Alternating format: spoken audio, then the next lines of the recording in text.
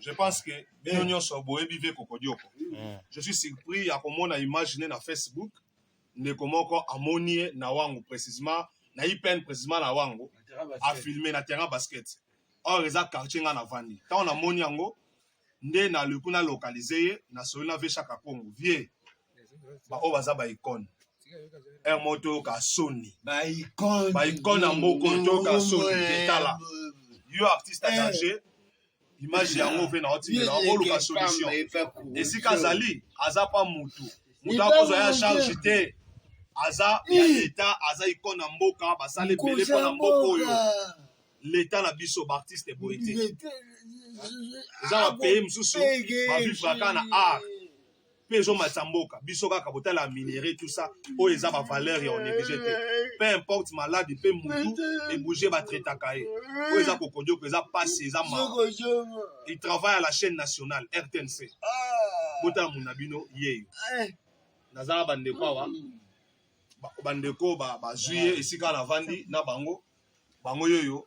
Voilà, icône na bango. En tout cas, pour la biso vraiment, wana batawana, tozalaka na nous vraiment te toyoka ba. Les actions les loters au mona vieux oyo. Aye ko ya ba peine. Et puis vieux makolongi na ba. Vieux chaque Congo, et puis ça problème mo, ça problème ya.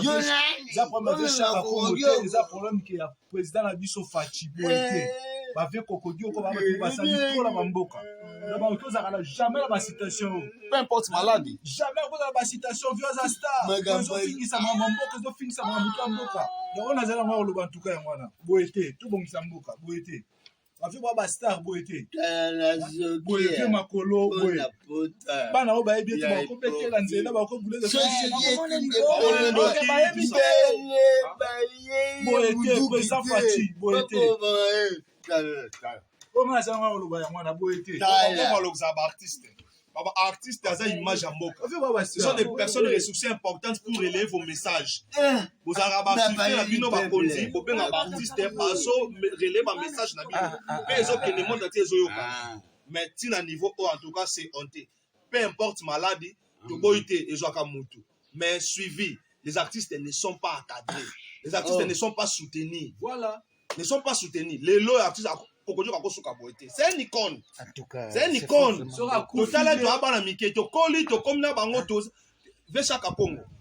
Aux artistes, aux travailleurs yo président artiste à danger. Makambo ndende kwa lobi etali yote. Etali de ta mais s'impliquer to suka boité. Franchement, ils a soni pona mboka. Depuis tant azaï bateka image en mboka. Bateka image en mboka tilelo. Mais ceux qui muté bouger au négliger boité salité boité. Na fulu. Laissez ma poudre au cala. C'est grave, hein?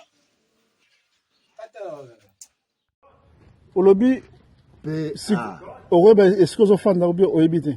Bébé. Il faut qu'on m'appelle mais pendant le web.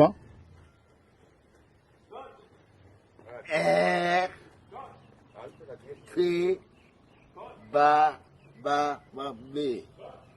Et là ici. Au commis, c'est possible. Voilà beaucoup.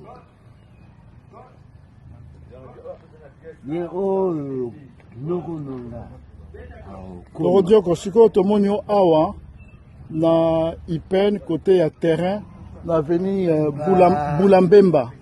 Vous en avez venu Boulambemba premier na terrain ba mona depuis lobby le 23 novembre le 24 le 24 novembre 2021. Moi à bébé. Sur place. Ok. So komi so ba memi okuno 30 barbe. Lingwala.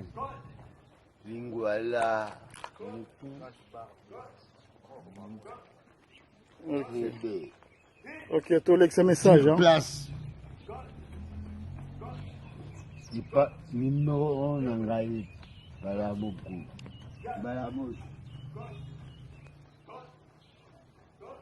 Le monsieur est malade, Azoka Bienté, on doit l'encadrer, on doit le récupérer, l'encadrer.